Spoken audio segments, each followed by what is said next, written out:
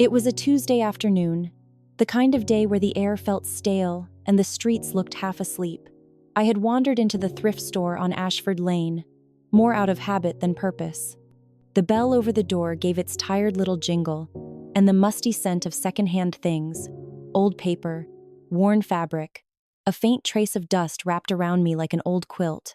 I often came here to pick up sewing patterns or bits of fabric, even though my hands had slowed these past few years.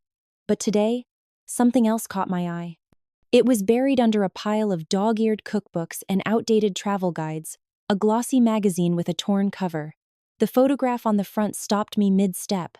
It was the Amalfi Coast, captured in some perfect moment where the water looked like melted sapphires and the buildings clung to the cliffs in cheerful defiance of gravity. My breath caught.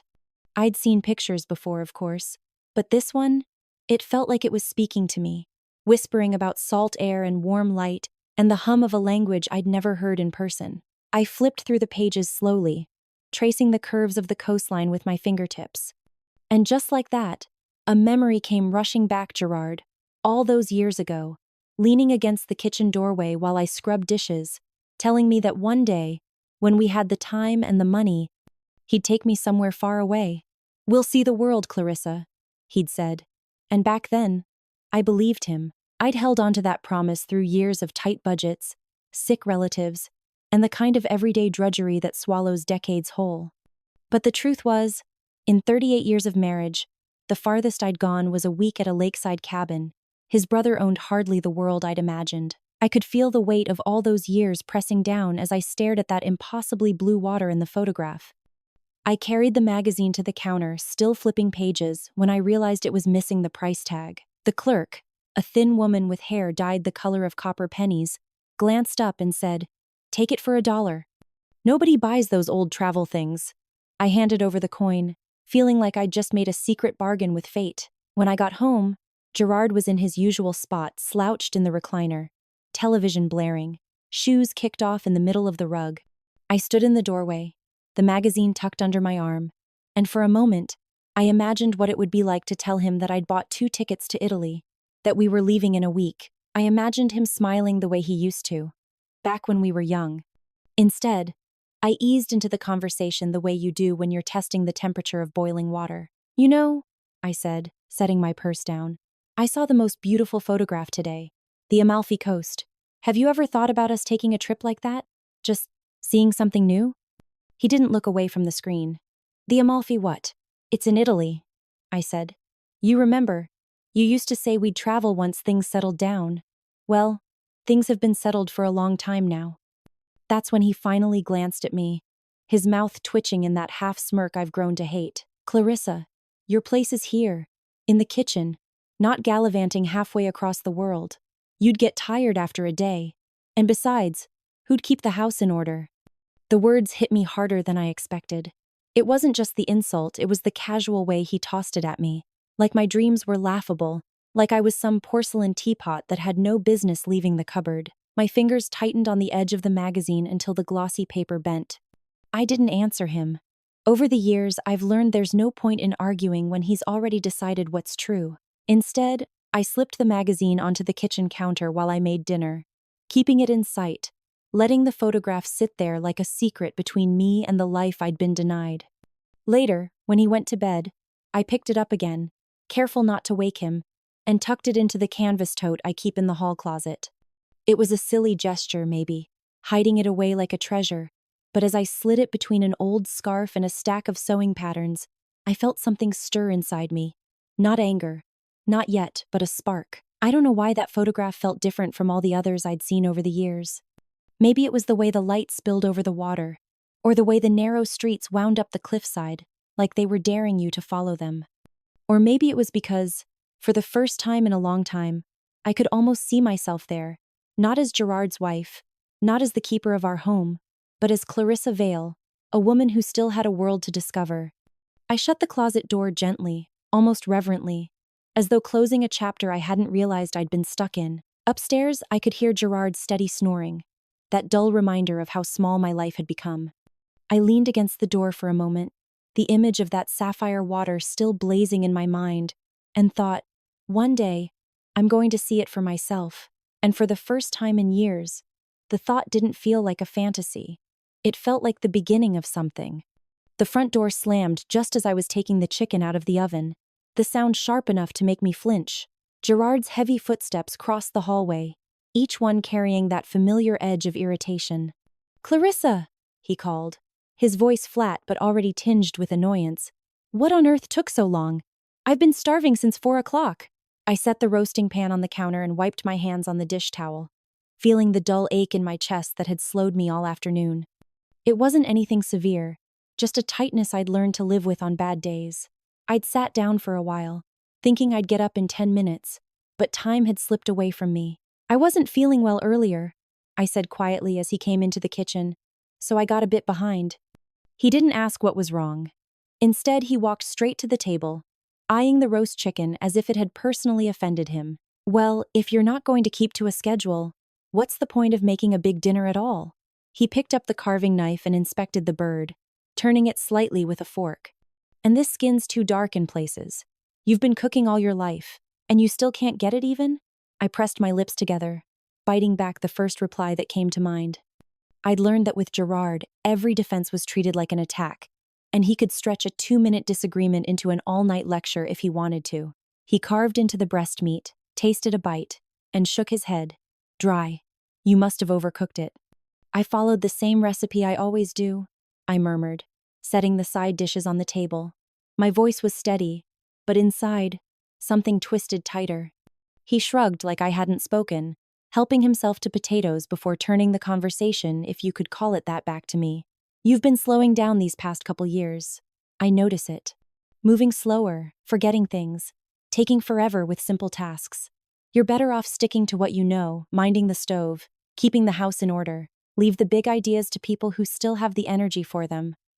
The words landed heavier than I expected, even after nearly 4 decades of similar comments. Maybe it was because of the photograph still fresh in my mind, the one tucked away in my closet like a little spark of rebellion. Maybe it was because the way he said minding the stove sounded less like advice and more like a command, a box he wanted to keep me in. I set a plate in front of him and sat down across the table. My hands rested in my lap, clenched tight enough that my nails dug crescents into my palms. I kept my face neutral, because that was how you survive these dinners, by giving him nothing to push against. But inside, a different conversation was taking place, one he'd never hear. "I'm not slowing down, Gerard. I'm just tired of running in circles for you." He went on eating, making little remarks about the seasoning being a bit off, and the bread rolls not as fluffy as they used to be. I nodded in the right places, letting the words pass over me like cold wind. Each one left a faint sting, but together they were forming something heavier, a slow, steady weight settling in my chest. Not the same ache from earlier, but something harder. When the plates were cleared, I rinsed them in the sink, while he retreated to the living room to watch the news. The murmur of the television was a low backdrop to the thoughts I couldn't seem to quiet. I thought about that promise he'd made decades ago, about seeing the world together when things settled down. I thought about how many times I'd put aside what I wanted because there was always something else that needed doing, someone else's comfort to protect. And I thought about how easily he dismissed me now, as if my only real value was tied to the meals I put on the table. The sound of his laugh drifted from the other room, loud, careless, directed at something on the screen. I dried my hands and stood there for a long moment, staring out the kitchen window. The sky was that deepening blue just before night, and for some reason, it made me think of the Amalfi photograph again, of how the light there seemed alive. I imagined standing on that cliffside, the air warm against my skin, the sea stretching out forever. I felt it then, that faint, unfamiliar heat low in my chest, not the dull ache from the afternoon, not the quiet resignation I'd carried for years. This was sharper, a thin flame licking at the edges of something long buried. I didn't fan it yet. I just let it burn quietly, knowing that if I could keep it alive, it might grow into something stronger. By the time I walked into the living room to tell Gerard I was going upstairs, he barely looked away from the television. "Don't forget to put the leftovers away," he said. I nodded, not trusting myself to speak. Upstairs, I closed the bedroom door, leaned against it, and exhaled slowly. It wasn't much, this small shift inside me, but it was enough to know that I couldn't keep swallowing his words forever. Someday, they'd choke me. And maybe, just maybe, that day would come sooner than he thought. The house was wrapped in that particular stillness that comes after midnight, when even the hum of the refrigerator feels loud. Gerard's snoring drifted down the hallway in uneven waves, a sound I'd learned to live with but never to ignore.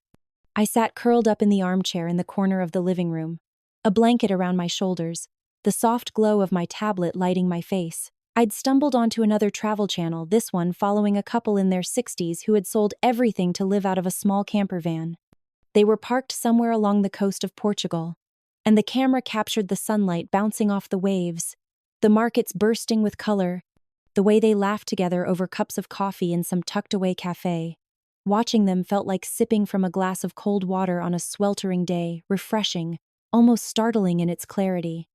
I imagined what it would feel like to wake up and not know exactly what the day would hold, to step outside and breathe air that hadn't passed through the same tired curtains for decades. My finger hovered over the screen as I saved another video to a playlist I'd been building quietly, a secret library of places I might never see but couldn't stop dreaming about. The creak of the bedroom door caught me off guard. I froze, but it was too late. Gerard's shadow filled the doorway. He was squinting, hair sticking up in tufts, his expression already sour. "What are you doing up?" he growled, voice rough from sleep. "Just watching something," I said carefully, trying to keep my tone neutral. I couldn't sleep. His eyes dropped to the tablet, and a muscle twitched in his jaw. "That thing again. Always with the videos. You've been glued to it lately. And for what? Looking at places you'll never go?" I didn't answer. There were moments with Gerard when silence was the only shield you had. But that night, it was useless. He stepped forward, and before I could react, he yanked the tablet out of my hands. "Gerard, don't." The words barely left my mouth before the sharp crack echoed through the room. He'd thrown it onto the hardwood floor, the screen shattering into a web of jagged lines. The sound was louder than it should have been. And for a moment, it felt like my chest had cracked open too. "There," he said, his voice dripping with satisfaction. "Problem solved. Now maybe you'll go to bed like a normal person." I stared at the tablet, shards of glass catching the lamplight. All the videos I'd saved, the little pieces of hope I'd been collecting, lay fractured in front of me. "You didn't have to do that," I whispered. Gerard crossed his arms. "One more stunt like this, staying up, wasting electricity, getting ideas in your head, and you can pack your bags. I mean it, Clarissa. Don't test me." He turned and stomped back toward the bedroom, leaving me in the stillness again. Though it no longer felt gentle, the quiet now was heavy, the kind that makes you aware of your own heartbeat. I bent down, carefully lifting the broken tablet. A sliver of glass pricked my thumb, but I didn't wince. I just set it on the coffee table, staring at it like it might still flicker back to life if I waited long enough. After a few minutes, I pulled the blanket tighter and stretched out on the couch. The cushions sagged in the middle, the springs pressing against my back, but I didn't move. I listened to the distant rumble of Gerard's snore returning, the same rhythm as before, as if nothing had happened. My eyes traced the ceiling in the dim light, following the faint cracks in the plaster. I thought about what he'd said about packing my bags. He meant it as a threat, but the words didn't scare me the way he thought they would. Instead, they lingered in the air, curling into something different. What if I did? The idea slid into my mind so quietly, I almost didn't notice it at first. It wasn't a plan, not yet, more like the first few drops before a storm. But once it was there, I couldn't push it away. I imagined the sound of the zipper on a suitcase, the weight of it in my hand, the click of a door closing behind me. I turned onto my side, the couch groaning under the shift, and stared at the wall until my eyes blurred. I'd spent years telling myself that leaving wasn't an option, that it would be too complicated, too final. But lying there, with the ghost of that shattering sound still ringing in my ears, I realized I'd already been living with endings for a long time. Small ones, every day, in every dismissal, every insult, every promise broken without a second thought. Somewhere, deep down, under all the layers of routine and resignation, something was stirring. It wasn't rage, not exactly. It was quieter, steadier, a flicker of resolve that I could almost feel taking shape. I closed my eyes, not to sleep, but to hold on to that thought for just a little longer. Maybe Gerard thought he'd silenced me tonight, but all he'd done was crack something open. And once you see through a crack, It's only a matter of time before the whole thing gives way. The sky was still a deep, uncertain blue when I slipped out of bed. Gerard's breathing was heavy, that low rasping sound that had once comforted me, but now only made me feel caged. I moved quietly, careful not to let the floorboards groan under my feet. My heart pounded like I was doing something forbidden, which, in Gerard's eyes, I was. In the half-light of the kitchen, I stood for a moment, staring at the cupboard doors, the same chipped handles I'd polished for decades. Then I opened the hall closet and pulled out my old canvas tote, the one I used for sewing supplies. I didn't take much, just 2 changes of clothes, my toiletries, and the magazine with the Amalfi photograph. I folded it gently, as if it were something fragile, and tucked it between my sweaters. The keys to my sedan were hanging on the hook by the door, right where they'd been for years. Gerard never drove my car. He preferred his truck, always muttering about how my little thing wasn't worth the gas it burned. I gripped the keys tight and stepped out into the chill of early morning. The air felt different, sharper, more alive, like the kind you breathe before a storm. Sliding into the driver's seat, I took a deep breath and turned the ignition. The engine coughed once before settling into its familiar hum. My hands trembled slightly on the wheel. It had been years since I'd driven alone. Years since Gerard had trusted me to go anywhere without him in the passenger seat, directing every turn. I remembered the last time when Phoebe, my nephew Evan's daughter, convinced him to let me get my license renewed so I could take the test with her. It had felt like a novelty then, not a necessity. Now, as I backed out of the driveway, it felt like a lifeline. The streets were empty, washed in the pale glow of street lamps. My mind was a swirl of half-formed thoughts, what I'd say if Gerard woke to find me gone, whether Evan and Talia would even want me there, whether I'd lose my nerve and turn around before I reached the highway. But the longer I drove, the more I felt the tightness in my chest loosen, replaced by a fragile sense of control I hadn't felt in years. By the time I pulled into Evan's neighborhood, the sun was starting to edge over the horizon, streaking the sky with pink and gold. His house stood at the end of a quiet cul-de-sac, a neat brick place with a porch swing that always seemed to be in motion, no matter the weather. I parked at the curb, my hands gripping the wheel for a few seconds longer than necessary. When I finally got out, my legs felt stiff, the early morning air biting at my cheeks. I climbed the steps and knocked, the sound echoing too loudly in the stillness. A moment later, the door opened, and Evan stood there, hair tousled, wearing an old t-shirt and sweatpants. He blinked at me, confusion knitting his brow. "Aunt Clarissa? Is everything okay?" I managed a small smile, though my voice caught in my throat. "I just thought I'd come by. I hope it's not too early." Before he could respond, Talia appeared behind him, her robe cinched tightly, her expression shifting quickly from surprise to concern. "Come in, it's freezing out there," she said, stepping aside. I walked in, clutching my tote like a shield. The warmth of their home wrapped around me instantly, the faint scent of coffee, the sound of the heating system humming in the walls. Evan took the bag from my hand without asking and set it by the couch. "Have you had breakfast?" Talia asked, already moving toward the kitchen. "No, I left early," I admitted. Evan gestured toward the table. "Sit down. We'll get you something." I eased into a chair, the tension in my shoulders slowly beginning to unknot. I could hear the soft clatter of dishes, the smell of toast drifting through the air. Talia returned with a steaming mug of coffee and set it in front of me. "Here, you look like you need this more than I do." I wrapped my hands around the cup, letting the heat seep into my fingers. "Thank you," I murmured. Evan sat across from me, leaning forward slightly. "Do you want to tell us what's going on?" I hesitated, staring into the dark surface of the coffee. "Not right now," I said finally. "I just needed to be somewhere else for a while." They didn't press me. Instead, Talia slid a plate of scrambled eggs and toast in front of me, the kind of simple breakfast that somehow felt like a kindness. Evan smiled faintly, though I could see the questions in his eyes. As I took my first bite, I realized I hadn't felt this kind of safety in a long time. Not the absence of danger safety, but the quiet, steady kind that comes from being somewhere you're wanted. And sitting there in their kitchen, listening to the soft murmur of their voices, I felt the spark inside me grow just a little brighter. I didn't know yet where I was headed, or how long I could stay here before the old life came knocking. But for the first time in years, I felt like I'd managed to steer myself somewhere new. The morning after I arrived, I was still lingering over my second cup of coffee when Phoebe came bounding into the kitchen.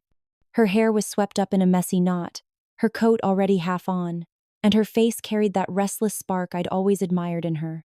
"Aunt Clarissa," she announced, "you're coming with me today." I blinked, setting my mug down. "Where to?" She grinned. "There's a new artisan cafe downtown, and a little bookshop next door you'll love." No arguments. Part of me wanted to protest. I hadn't planned on going anywhere. My nerves still felt raw from leaving home, and I wasn't sure I wanted to be out in public, making small talk with strangers. But there was something in her tone, bright and unyielding, that reminded me of how she used to beg me to take her to the park when she was small. I sighed, smiling despite myself. "All right, let me get my coat." The cafe was nothing like the diners Gerard and I used to frequent. The walls were painted a deep teal, adorned with shelves of plants that trailed their leaves toward the light. The air was warm and thick with the scent of coffee, vanilla, and something spiced cardamom maybe. Phoebe ordered without hesitation, an oat milk chai latte for herself and a rose vanilla latte for me. When the barista set the drink in front of me, I just stared at it for a moment.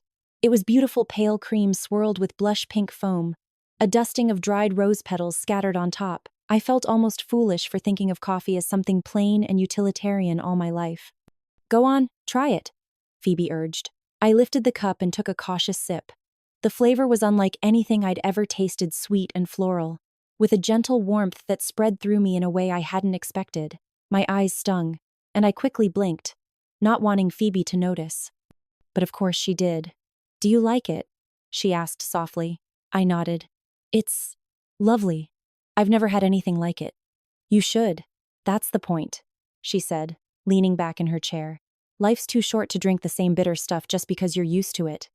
Her words landed heavier than she probably intended.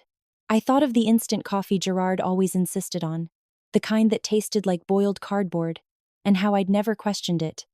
Sitting there, in the warm hum of the cafe, I realized how many little things I'd denied myself, not out of frugality or necessity, but out of habit. When we finished our drinks, Phoebe led me next door to the bookshop. The space was narrow, with uneven wooden floors and the smell of old paper curling in the air. A cat slept on a stack of novels by the register, and I could hear faint classical music drifting from somewhere in the back. We wandered slowly, Phoebe pointing out titles she thought I'd enjoy. I found myself drawn to a shelf of travel memoirs, running my fingers along the spines. One in particular caught my eye, a worn paperback about a woman who had traveled alone through Europe in her 60s.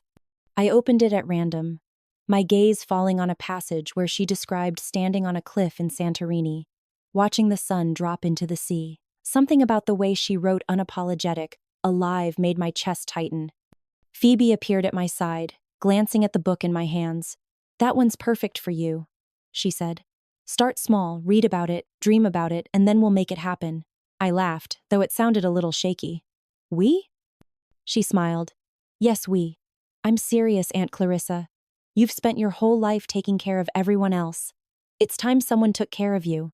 We'll see the world, starting small if we have to. Day trips, weekend getaways, whatever you're ready for." Enter why. Her certainty startled me.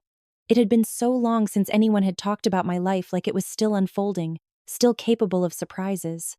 Most of the time, I felt like the ending had already been written, and my job was just to live it out quietly. But here was Phoebe, rewriting the script without hesitation. We left the shop with the travel memoir tucked in a paper bag, the weight of it solid in my hands. Outside, the afternoon light was soft and golden, the kind that made even the cracked sidewalks look almost beautiful. In the car, Phoebe glanced at me. "You know," she said, "that latte and that book, those are just the first two stamps on your passport." I chuckled, shaking my head. "I don't even have a passport." "Then we'll get you one," she said simply, turning the key in the ignition. As we drove back, I held the book in my lap and thought about what she'd said. Maybe she was right. Maybe it didn't have to start with the Amalfi Coast or some grand, sweeping trip. Maybe it could start with a rose vanilla latte in a cafe I'd never been to, a bookshop cat sleeping in the corner, a paperback full of someone else's adventures, and maybe, if I let it could grow from there. It was late afternoon, the kind of still, golden hour where the whole house feels hushed. I had been upstairs, folding the few clothes I'd brought with me, when I heard voices drifting up from the hallway below. At first, I thought nothing of it, just Evan and Talia talking in that low, end-of-day tone. But then I caught my own name. "How long do you think she's planning to stay?" Talia's voice was calm, but there was an edge to it, like she'd been holding the question in for a while. "I don't know," Evan replied, his words careful. "She didn't say, but she's been through a lot, Tal. Let's just give her some time." A pause. Then Talia again, quieter but no less firm. "I understand she needs a break, but we have our own routines, and Gerard's probably wondering where she is. Maybe she should just go back and sort things out with him." My stomach tightened. I stood there, frozen, the folded sweater in my hands suddenly feeling heavy. Evan sighed. "I don't think going back right now would do her any good." "Maybe not," Talia said. "But this isn't a permanent arrangement. You know that." Their footsteps moved toward the kitchen, the conversation fading into the clink of dishes. I stayed upstairs a moment longer, staring at the neat stack of clothes on the bed. I'd told myself that coming here was temporary, but hearing it in their voices, hearing the quiet calculation of how long was too long made something inside me ache. By the time dinner rolled around, I'd smoothed my face into the same polite smile I'd worn for years at Gerard's table. The four of us sat together, Evan at the head, Talia beside him, Phoebe across from me. The air felt just a little too still, every sound of cutlery on plates louder than it should have been. Talia asked about my day, her tone kind enough, and I told her about the book I'd started reading. Phoebe perked up. "Oh, the one from the shop? How is it?" "It's inspiring," I said, glancing at her. "That's because it's about someone who actually went and did what they dreamed of," Phoebe said, half grinning. "Which is exactly what Aunt Clarissa's going to do." Talia set her fork down with a small clink. "Phoebe," she said, "this isn't really your business. Let's not get involved in grown-up matters." Phoebe frowned. "It is my business when people I care about are being told to just settle for less." "Phoebe," Talia's voice sharpened, "we're not having this conversation at the table." I shifted in my seat, uneasy. "It's all right," I murmured, but Phoebe wouldn't let it go. "No, it's not. Aunt Clarissa doesn't owe anyone an explanation for wanting more than just cooking dinner and folding laundry for the rest of her life." Her eyes flicked toward me, warm but fierce. Evan cleared his throat. "Enough, Phoebe. Let's eat." The rest of the meal was quiet, but the air between us felt heavier with every passing minute. I kept my eyes on my plate, my appetite shrinking with each bite. By the time I excused myself, I knew exactly what I needed to do. Upstairs, I closed the bedroom door and leaned against it. I didn't want to be the wedge in their family, the topic of whispered hallway conversations or tense dinners. They had opened their home to me without question, and I was grateful, but I couldn't pretend I didn't hear the unspoken timeline ticking away. I sat on the bed, looking at my small pile of belongings. I'd been here less than a week, and already I could feel the edges of welcome beginning to blur. It wasn't anyone's fault, just the way life works when you're a guest in someone else's home. I thought about the way Talia's voice had dipped when she said I should just go back to Gerard. The idea of returning to him, to the same suffocating routines and sharp words, made my chest tighten. I couldn't do it. I wouldn't. That left only one choice: to leave before I was asked. I folded the sweater still lying on the bed from earlier, tucking it neatly into my bag. I wouldn't go far, not yet, but far enough to be on my own terms. The thought was both terrifying and oddly liberating. Downstairs, I could hear Phoebe laughing faintly at something on her phone, Talia moving around in the kitchen, Evan's voice low and steady. They were a family in motion, with their own rhythm, and I was an extra note that didn't quite fit. It was time to stop pretending otherwise. As I zipped my bag, I glanced toward the closet, where the magazine with the Amalfi photograph was tucked away. I slipped it into the outer pocket, close enough to reach whenever I needed reminding of what was still possible. Tomorrow, I would go, and I wouldn't go back to Gerard, not now, maybe not ever. Where I would end up, I didn't know, but it would be somewhere I'd chosen, not somewhere I'd been sent. I left Evan and Talia's house early the next morning, before anyone else had stirred. The street was quiet, the air cool and damp with the faint smell of rain. My old sedan felt like the only companion I had as I steered it toward the edge of town. I didn't have much of a plan, just the certainty that I needed somewhere I could be alone, without worrying about stepping on anyone's toes. I spotted the motel just off the highway, a squat, two-story building with a faded sign that read Maplewood Inn in peeling red letters. The paint was chipped, the flower beds a little overgrown, but there was something unpretentious about it, the kind of place where no one asked questions as long as you paid your bill. Inside, the lobby smelled faintly of lemon cleaner and coffee. The woman at the front desk glanced up from her crossword, gave me a polite nod, and asked how long I needed the room. "A week," I said, surprising myself with the firmness in my voice. A week felt like a promise I was making to myself. She slid a brass key across the counter, the tag stamped with the number 12. Room 12 was small but clean. The bedspread was a cheerful floral print, a little faded but freshly laundered. A window overlooked the parking lot, and, beyond it, a small park with a scattering of trees that were just starting to blush with autumn color. I set my bag down, sat on the edge of the bed, and let out a long breath I hadn't realized I'd been holding. For the first time in longer than I could remember, my day was my own. I didn't have to plan a meal around anyone's appetite or schedule. That first afternoon, I walked across the street to the park and sat on a bench beneath a maple tree, just watching the leaves shift in the breeze. I couldn't remember the last time I'd done something so simple without guilt pressing in. Back in the room, I opened the paperback Phoebe had bought me from the bookshop. The window let in soft, late-day light, and I read until the sky outside deepened into indigo. When I got hungry, I wandered down to the diner attached to the motel and ordered a grilled cheese and tomato soup. I ate slowly, savoring the freedom to choose what and when to eat. The days slipped into an easy rhythm. Mornings with coffee by the window, afternoons reading or strolling through the park, evenings with a simple meal from the diner or takeout from the little Chinese place down the road. The quiet felt like a balm over the raw places in me. On the third day, there was a knock at my door. I opened it to find Phoebe standing there, grinning, a bundle of flowers cradled in her arms. "I tracked you down," she announced, stepping inside without waiting for an invitation. "And before you scold me for it, I brought these." The flowers were a wild, cheerful mix. Sunflowers, daisies, a few sprigs of lavender. I found an empty water glass and set them on the small table by the window. They brightened the whole room instantly. Phoebe flopped onto the bed like she'd been there 100 times. "So, are you going to tell me why you're hiding out in a motel?" "I'm not hiding," I said, though it sounded weak even to my own ears. "I just needed space, time to think." She studied me for a moment, her expression softer now. "Well, I've been thinking too, and I have an idea." I raised an eyebrow. "Oh, move in with me," she said, like it was the most obvious thing in the world. I laughed. "Phoebe, you live in a loft above a bakery. You barely have room for yourself." She waved a hand. "We'll make it work.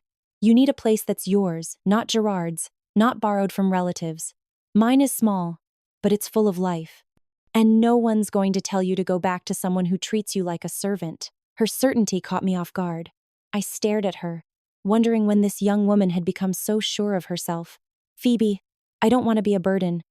"You wouldn't be," she said without hesitation. "We'd share the rent, share the space. And if you want to shut your door and read all day, you can. If you want to try a new cafe every week, I'm game. I don't like the thought of you sitting here alone, waiting for something to change." Her words lodged somewhere deep inside me. For years I'd been told what I could and couldn't do, where I should and shouldn't be. The idea of living with someone who wanted me there not out of obligation but choice was almost too much to take in. I looked over at the flowers on the table, their bright faces tilted toward the light. "Let me think about it," I said finally, though I already felt the pull of the idea taking root. Phoebe smiled, like she knew exactly what my answer would be. "I'll give you a couple of days. But don't take too long, life's waiting." After she left, I sat by the window with my book, the scent of lavender faint in the air. The park across the street was bathed in the gold of late afternoon, the kind of light that made everything look possible, and for the first time in years, I believed it might be. The scent hit me before I even climbed the narrow flight of stairs, a warm, yeasty perfume that wrapped around me like a blanket. The bakery below was just opening for the day, the oven still humming, trays of croissants cooling on racks. I followed Phoebe up the creaking staircase, my suitcase bumping against each step. "This is it," she said, pushing open a door painted in a cheerful shade of sage green. The loft was small, just one open room with slanted ceilings, a kitchenette tucked into one corner, and two mismatched armchairs near the window. A double bed sat against the far wall, and above it, a string of fairy lights glowed faintly, even in daylight. It wasn't grand, but it was warm, alive, and entirely different from anywhere I'd ever lived. Phoebe kicked off her shoes and gestured around. It's not much, but it's ours now. I wheeled my suitcase inside, feeling strangely light, as though I'd left more than just clothes behind. I set it by the bed she'd made up for me, fresh sheets in a pale blue, a folded quilt at the foot. My eyes lingered on the window. From here, I could see the street below, people passing with paper bags of bread and steaming cups of coffee. It's perfect, I said, and I meant it. We spent the morning rearranging things to make space for me, Phoebe moving a bookshelf closer to the bed so I'd have a place for my reading, clearing a drawer in the kitchenette for my tea and coffee. It felt collaborative, like she genuinely wanted me to be part of her space, not just a guest squeezing into a corner. Later, when we finally sat down with mugs of coffee from the bakery downstairs, Phoebe leaned back in her chair. So, what's next for you, Aunt Clarissa? I mean, really next. Are you going to stay here a while? Make this permanent? I hesitated, tracing my finger along the rim of my cup. I've been thinking about divorce, I said finally. The words felt heavier than I'd expected, like stones dropping into a well. Phoebe didn't flinch. Good. I blinked at her. Good? Yes, good. You've spent nearly 4 decades with someone who doesn't see you, who doesn't even try to. You deserve better than that. Her certainty was disarming. It's not as simple as packing my things and walking away, I murmured. There are finances, the house, the history. And after all these years, I suppose part of me wonders if I'm just too old to start over. You're not, she said, her voice firm. You're 62, not 100. And starting over isn't just for 20-somethings. You've got so much life left, Aunt Clarissa. You could travel, meet new people, do things you've never had the chance to do. I stared into my coffee, letting her words settle. No one had ever told me that so plainly, not without a hint of condescension, not as if it were some far-fetched fantasy. Phoebe leaned forward, eyes bright. In fact, I've been thinking, why don't we start right now? Not the divorce paperwork that can come later. I mean something fun, something for you. I looked at her warily. What are you suggesting? A road trip, to the coast. She grinned. We both drive, and it's only a few hours away. We could leave in a couple of days. You've been talking about the ocean for as long as I can remember. Let's just go see it. The thought made my heart skip, but instinctively, I started to list reasons why it wouldn't work. It's not the best time of year. I don't have much money. What if… Aunt Clarissa, she cut in gently, you've been living your life around what-ifs for years. What if just this once you said yes without overthinking? I laughed softly, shaking my head. You don't give up easily, do you? Nope, she said, smiling. And I'm not about to start now. We spent the rest of the afternoon talking about possible stops along the way, what snacks to bring, even which playlist we'd need for the drive. Phoebe pulled out a road atlas, an actual paper one, and spread it across the small table. She traced the route with her finger, her excitement contagious. By the time we turned on the fairy lights that evening, the trip felt less like an idea and more like a plan. I lay in bed that night under the soft quilt, listening to the muffled sounds of the bakery closing downstairs, and thought about what Phoebe had said. Maybe starting over didn't have to begin with grand gestures or signed papers. Maybe it could start with a drive to the coast, with the windows down and the smell of salt in the air. And maybe, for the first time in years, I was ready to say yes. Phoebe was up before me, bustling around the kitchenette with the energy of someone about to embark on an adventure. I found her kneeling by the couch, packing a canvas tote with an assortment of snacks, granola bars, trail mix, gummy bears, and a few of those tiny chocolate-covered espresso beans she swore kept her from dozing on long drives. You think this is enough? She asked, glancing up with a mischievous grin. For a week? No, I teased, reaching for a banana from the fruit bowl. For a 3-hour drive? We could feed a small army. She shrugged, clearly unbothered by my practicality. Better to be over-prepared. Road trips are all about options. While she sorted snacks, I went downstairs to the bakery and bought 2 still-warm croissants and a thermos of strong coffee. The owner, a round-faced man with flour dusting his apron, slipped an extra scone into the bag for the road. I took it as a sign the day was already tilting toward kindness. Back upstairs, Phoebe was wrestling with a small dashboard camera. "I'm thinking we can vlog the trip," she said, tightening the mount with a determined twist. "Not like a full YouTube thing, just little clips for us. Memories." I hesitated. "I'm not exactly the camera type." She waved a hand. "You don't have to be. It's about capturing moments. You'll thank me later." I let her have her way, she always did, and I was starting to see the value in it. By mid-morning, we had the car loaded. A battered teal hatchback with more character than style. Its back seat stacked with bags, a folded blanket, and the paper atlas Phoebe insisted on bringing just in case the GPS dies. The moment we pulled onto the highway, the city fell away like an old coat slipping off my shoulders. The hum of tires on asphalt became a steady rhythm, and the low winter sun cast everything in that pale gold light that makes the world seem gentler. Phoebe fiddled with the playlist, settling on a mix of old folk songs and indie tracks with soft harmonies. I sat in the passenger seat, croissant in hand, watching the fields and forests flicker past. Somewhere between bites, my mind began to wander not to the coast ahead, but to the decades behind me. I thought about all the trips I'd never taken, the invitations I'd declined because Gerard didn't see the point, or because the timing wasn't practical. I thought about the hobbies I'd abandoned, the dresses I never bought, the books I never read, because someone else's needs always came first. In 38 years of marriage, I couldn't remember one person, Gerard, his friends, even my own family, asking me what I truly wanted. The realization settled like a stone in my chest, but it wasn't crushing. It was clarifying. I glanced at Phoebe, her hands steady on the wheel, singing softly to the music. She didn't need to ask what I wanted, she simply made space for me to want things. When the playlist shifted to an old jaunty road song, Phoebe turned it up and started drumming her fingers on the steering wheel. "Remember when I was 12 and begged you to take me to that summer music festival? Mom said no, but you smuggled me in for one afternoon." I laughed, surprised she remembered. "We stayed in the back row and left before dark. Hardly a rebellious act." "It was to me," she said. "You bought me a lemonade and told me to dance if I wanted to, even if no one else was. I never forgot that." Her memory warmed me in a way the coffee couldn't.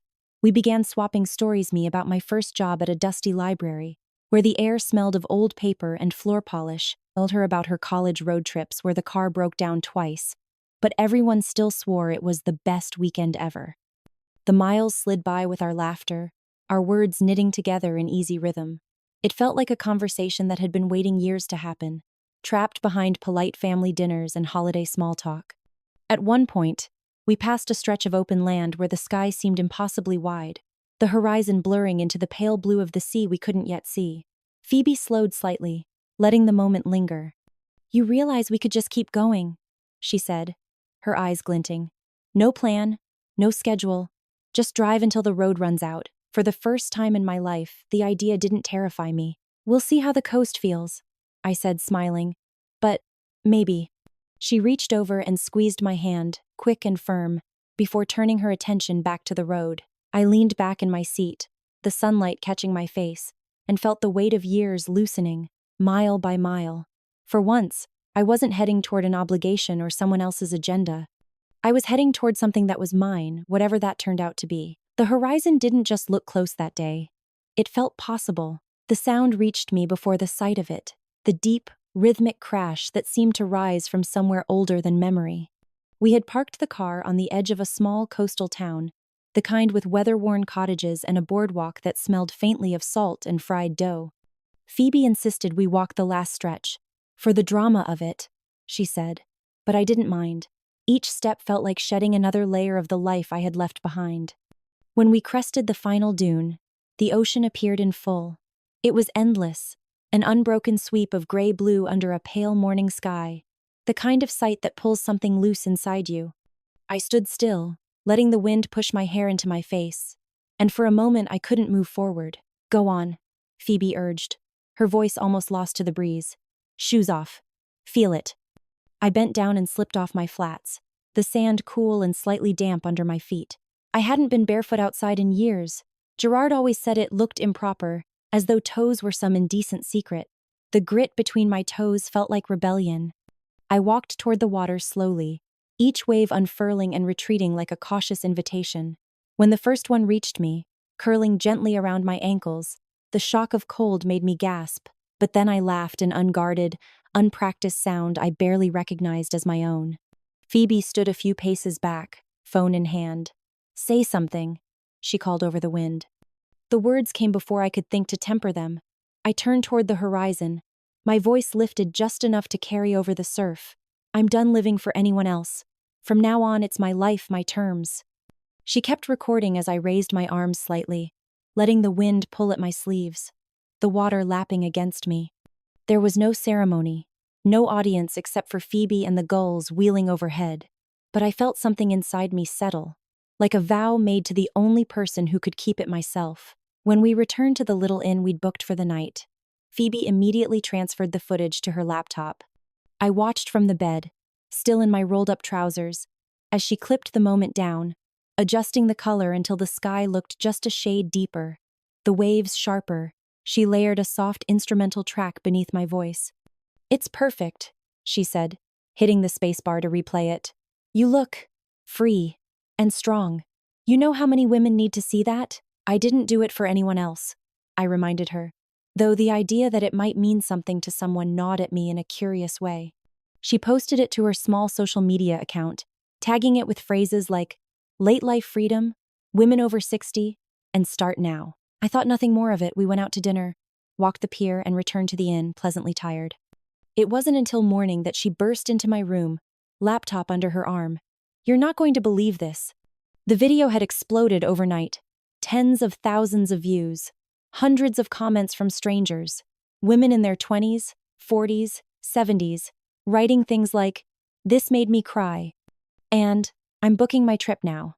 Some shared their own stories of feeling invisible in marriages or jobs, of putting themselves last for decades. One woman wrote simply, "Thank you for reminding me it's not too late."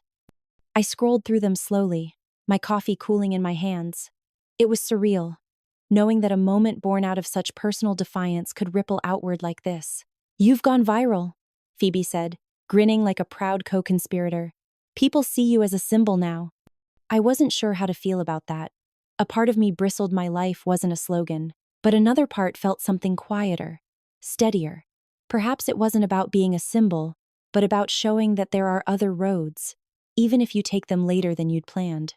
We spent the rest of the morning replying to a few comments, thanking people, encouraging them.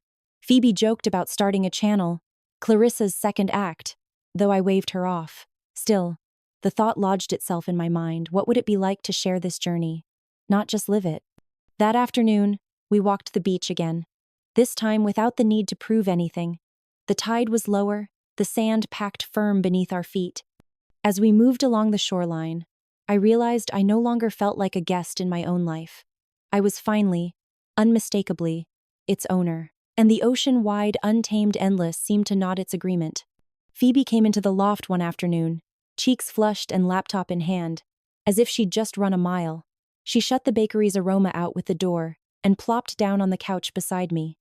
"Clarissa, you don't realize what's happening. That beach video? It's still climbing views, comments, shares, and if we do this right, you could actually earn money from it." I blinked at her. "Money? From a moment of me shouting at the ocean?" "It's more than shouting. It's a story. People are drawn to you because you're real, and you're at a point in life where so many think they've missed their chance. We can start a channel. Film you telling your story, sharing your life now. There are ways to monetize ads, sponsorships, even speaking events. You could be self-sufficient, completely." The word self-sufficient hit me somewhere deep. For years, every practical decision, money, housing, even when and where I traveled, was tethered to Gerard's mood or permission. Now, the idea that I could speak and be heard and earn my own living from that, it sounded like freedom wearing a microphone. So we set up a little corner by the loft's window where the afternoon light fell in soft, flattering angles. Phoebe stacked a few of her old hardback books for height, perched her phone on top, and handed me a mug of tea. "Just tell it," she said. "From the beginning. Tell them what happened. Why you left." I took a breath and looked straight into the lens. "My name is Clarissa Hale," I began. "For 38 years, I lived as the wife of a man who decided who I was allowed to be. And one morning, I woke up and realized I didn't recognize myself anymore. so I left. I told them about the early days of marriage, when Gerard's opinions arrived as gentle suggestions but hardened into unspoken laws. I spoke of the slow erosion of small freedoms, how the clothes I liked were replaced by ones he deemed appropriate, how hobbies became a waste of time, how I stopped inviting friends over because their laughter wasn't fitting for the house, and how, in the end, I was living in a place that looked like a home but felt like a museum, one where I was just another piece of furniture. The words flowed more easily than I expected. I didn't cry. I didn't rage. I simply told the truth. And when I reached the part where I slipped out before dawn with a single bag, I looked into the lens and said, it was the first time in my adult life that the choice was mine alone. We filmed for nearly an hour, breaking only when the bakery's closing bell rang downstairs. I felt lighter when it was done, like speaking it aloud had made it more real, not just something I carried in my chest, but something solid in the world. Phoebe was just starting to upload the footage when there was a knock at the door, sharp, deliberate. She looked at me, eyebrows raised, and opened it. Gerard stood there. Even without the tailored suits he used to favor, he had the same rigid posture, the same eyes that scanned a room like it was something to be assessed and corrected. He held a manila envelope in one hand.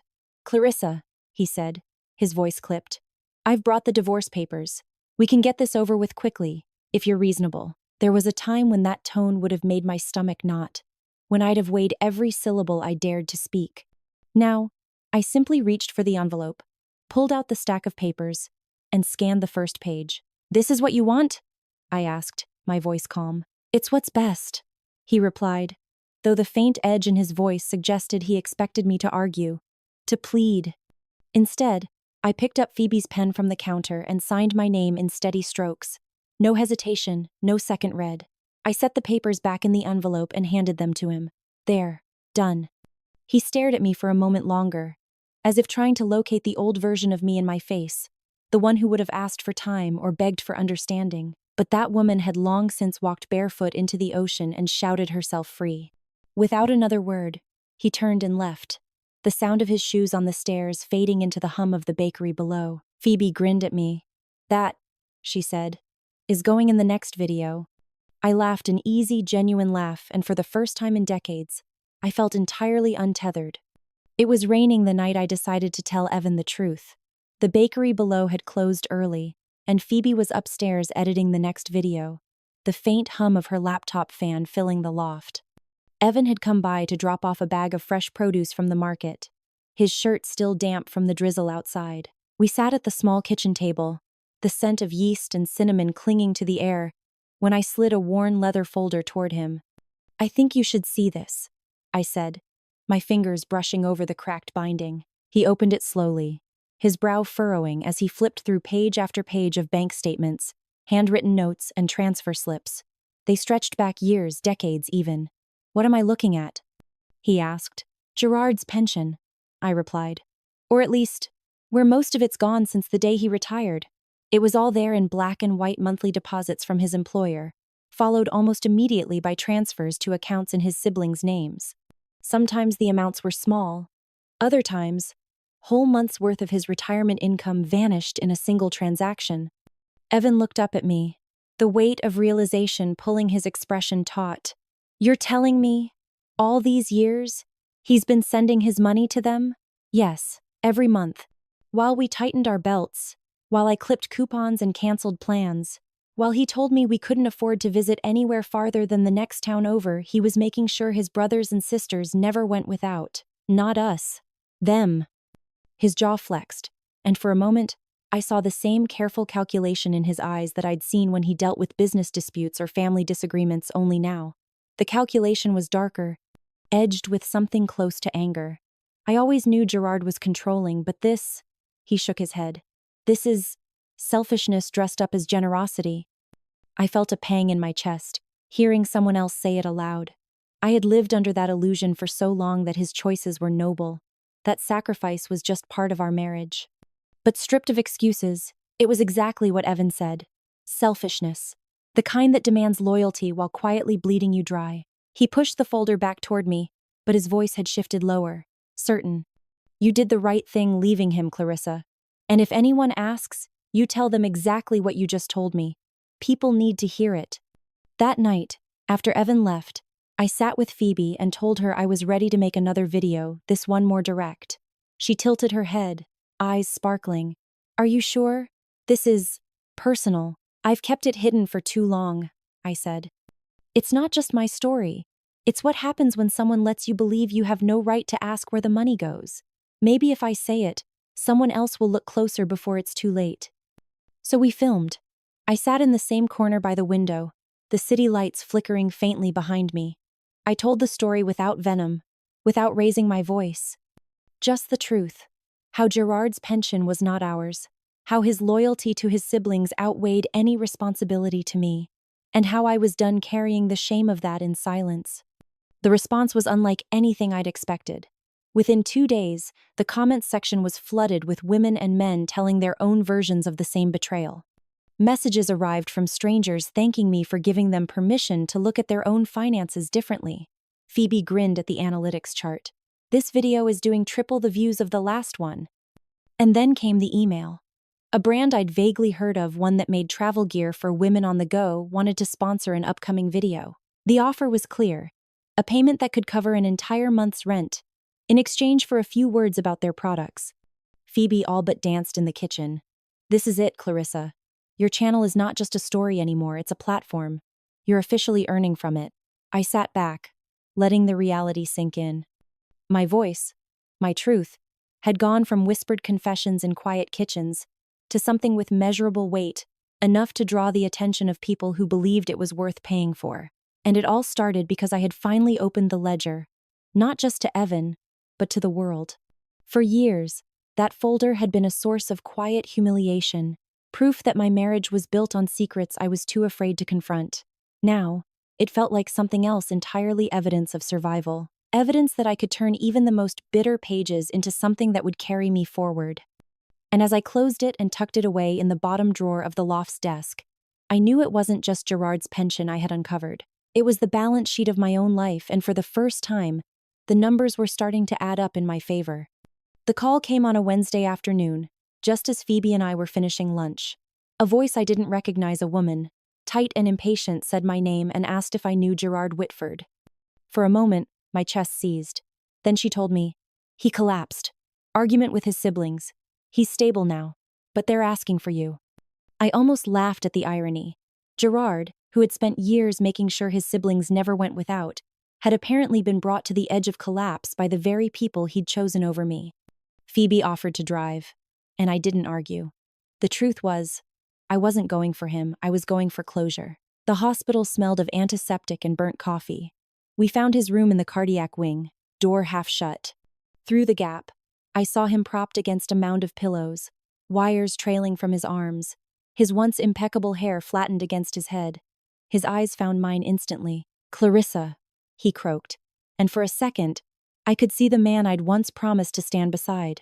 But then I remembered the ledger, the years of silence, the way he'd let me slip out of his life without so much as a fight, not because he respected my choice, but because he thought I'd come crawling back.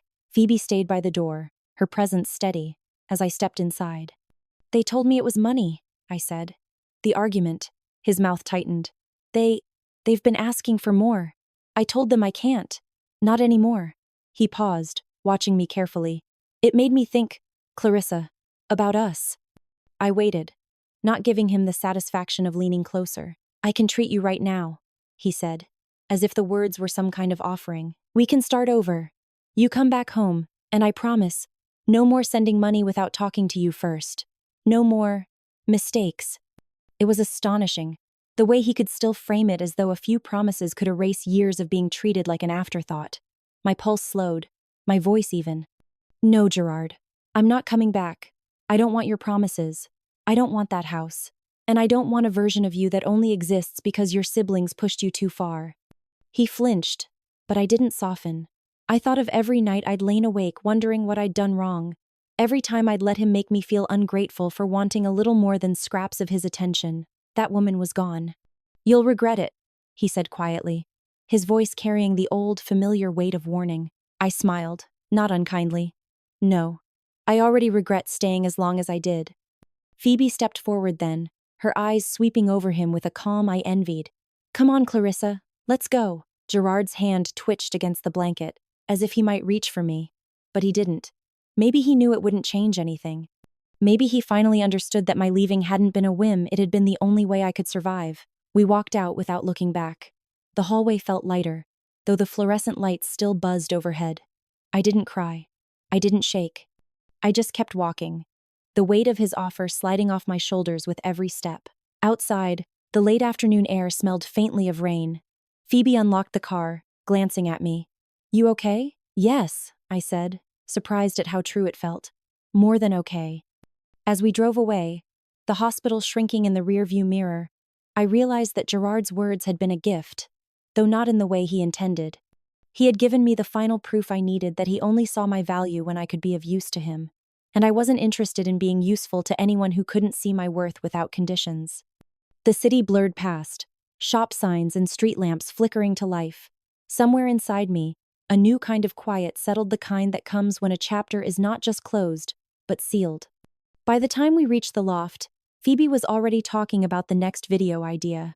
Her hands animated as she described a Q&A session for the channel.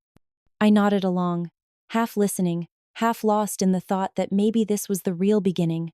Not the motel, not the road trip, not even the first time I'd spoken into a camera, but this moment, walking out of a sterile hospital room without a backward glance. Gerard could keep his promises. I had kept mine to myself. The year had moved in a way I'd never known before without the constant drag of someone else's expectations. Every day had felt lighter, fuller, and somehow more my own. And now, here I was, stepping out of a black sedan in front of the city's grand convention hall, a camera flash popping somewhere behind me. Phoebe emerged first, in her bold red jumpsuit and matching lipstick, and offered me her hand like we'd just arrived at a film premiere. The air was cool and electric with chatter. People in sequined gowns and tailored suits drifted toward the glass doors, their badges swinging from lanyards. The Creators Awards, our channel's first nomination. I'd almost said no to coming, but Phoebe had convinced me. "It's not just about the trophy," she'd said, smoothing the skirt of the dress she'd helped me choose. "It's about standing in the room you belong in." Inside, the lights were warm and gold, spilling over round tables dressed with crisp white linen. The stage loomed ahead, framed by massive screens that cycled through nominee reels. I'd walked into so many rooms in my life feeling small, but not this one. Tonight, I felt if not larger than life, at least comfortably equal to it. Our category was somewhere near the middle of the program, which gave me time to sip sparkling water and watch the parade of creators take the stage. Some were funny, some awkward, some emotional. I caught Phoebe's eye once and we grinned. This was our world now. Strange and dazzling and nothing like what I'd thought life at my age would be. Then the host's voice boomed over the speakers. "And the award for Best Breakthrough Storytelling Channel goes to..." A pause. The screen behind him flashed with our channel name, bold and impossible to miss. Phoebe grabbed my arm. "Go," she whispered, though she was already standing with me, already leading the way toward the stage as applause swelled around us. The lights hit me first bright, almost hot. I could hear the clapping, but it felt muffled under the rush of my own heartbeat. The host handed me the award, its weight solid and cool in my hands. I'd never held anything like it, not because of the medal or the design, but because of what it represented. I leaned toward the microphone, catching sight of Phoebe in the corner of my vision, her camera raised, capturing this just like she'd captured that first moment on the shore. "Thank you," I began, my voice steady. "A year ago, I was sitting in a faded motel room wondering what I was going to do with the rest of my life. I thought maybe my story had already been written, that the big moments were over, but I learned something. Reinvention doesn't have an expiration date." A ripple moved through the audience, some nods, some smiles. I had spent decades trying to be what other people needed. A good wife, a quiet partner, a steady presence. And then one day, I realized I'd never been asked what I needed. So I left. I didn't know where I was going, but I knew I couldn't stay. I glanced at Phoebe then.